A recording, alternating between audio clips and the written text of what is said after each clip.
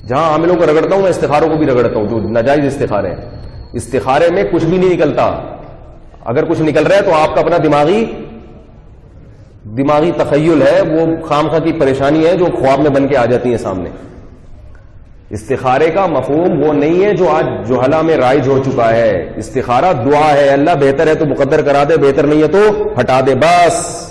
اس کے بعد رکنا نہیں ہے کہ دیکھو کوئی سگنل مل رہا ہے، کام کرو فوراً جو سمجھ میں آ رہا ہے. سمجھ میں نہیں آ رہا تو استخارے میں اچھا خواب آئے پھر بھی نہیں کرنا. سمجھ میں آ رہا ہے تو استخارے میں نیگیٹو خواب آئے پھر بھی کرنا ہے، کیونکہ شریعت کہتی ہے گراؤنڈ ریئلٹی کو دیکھ کے فیصلہ کرو، خوابوں کو دیکھ کے فیصلہ نہیں کیا جاتا.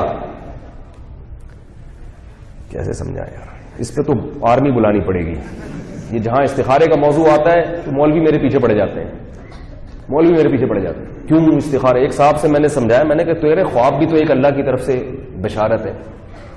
میں نے کہا دیکھو کسی بھی حدیث کو لینا ہے تو پھر اس سے متعلقہ تمام حدیثوں کو سامنے رکھ کے فیصلہ کیا جائے گا. جس نبی صلی اللہ علیہ وسلم نے استخارے کی فضیلت بیان کی، اس کا اپنا عمل کیا تھا. آپ کو تو جب بھی نکاح کا پیغام آیا، جیسی سمجھ میں آیا فوراً ہاں کیا آپ نے. کہیں بھی نہیں ہے کہ میں پہلے استخارہ کر لوں.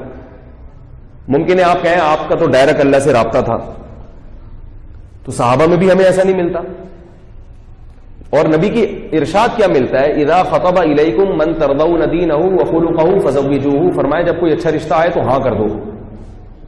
اگر نہیں ہاں کی تو آپ نے دھمکی دی ہے، تکن فتنۃ فی الارض وفساد عریض. بڑا فتنہ ہوگا. آپ نے یہ نہیں کہا کہ خواب آئے تو کر دو ہاں، خواب میں نیگیٹو آئے تو نہ کر دو. یہ نہیں آپ نے فرمایا اچھا رشتہ آئے تو ہاں کرو، ہاں کرو.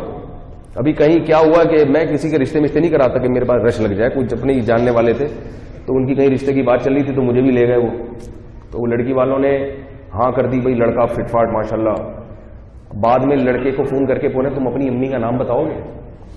میں نے کہا اب نہیں ہوتا یہاں پہ. میں نے کہا انکار کر دو، ہم جاہلوں میں نہیں کرنی ہم نے شادی. سمجھ رہے کیوں میں نے منع کیا؟ امی کا نام کیوں پوچھ رہا ہے؟ استخارہ نکالے گا. بھائی جب تم نے دیکھ لیا، تم نے 6 مہینے تحقیق میں لگا دو، آپ 10 سال لگا دو تحقیق میں، اس میں کوئی حرج نہیں ہے. جب ایک دفعہ بات سمجھ میں آ گئی تو قرآن کیا کہہ رہا ہے؟ فَإِذَا عَزَمْتَ فَتَوَكَّلْ عَلَى اللَّهِ. فیصلہ کرو تو قوت فیصلہ ہونا چاہیے آپ میں، پھر اللہ پہ توکل کرو. مستقبل کی حقیقت کوئی نہیں جانتا کیا ہوگا مستقبل میں، ہم ظاہر کے مکلف ہیں. انگریز کہاں سے کہاں پہنچ گیا فیصلے کر کر کے، اور ہمارے ہاں استخاروں میں ہی 6 مہینے لٹکے رہتے ہیں. یہ نہیں ہے وہ استخارہ نہیں ہے جو اسلام میں ہے. شکر ہے مجھے یہ والے استخارے نہیں آتے تھے، ورنہ ابھی تک میں کوارا ہی بیٹھا ہوا ہوتا. استخارے نکل رہے ہوتے.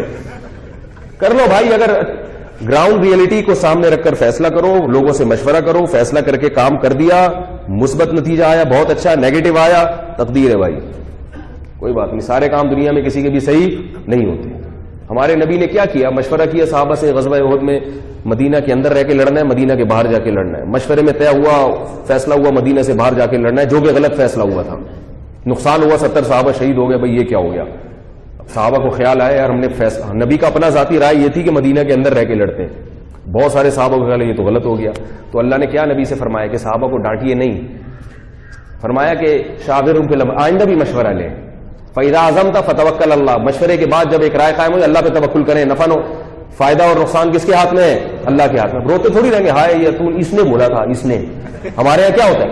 یہ اس نے مشورہ دیا تھا یہاں شادی کرو، یہ ہے نا، یہ مجھے تو فلاں نے بھی منع کیا تھا، فلاں نے بھی منع کیا، انہوں نے بتایا تھا. یہ جب بتایا تھا تو آپ نے آنکھ بند کر کے تھوڑی کر لی تھی، آپ نے خود بھی تو غور کیا تھا نا. اچھا کام ہو جائے تو کبھی مشورہ دینے والے کی تعریف نہیں کرتے، اس نے بتایا تھا، اتنی اچھی بیوی مل گئی.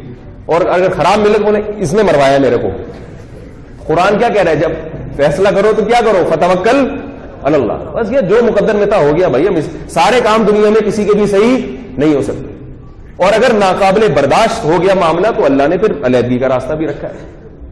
پھر یہ نہیں بولو رشتے تو آسمانوں پہ بنتے ہیں، جو بن گئے تو ایلفی کی طرح چپک گئے. ایسا نہیں ہے اسلام میں.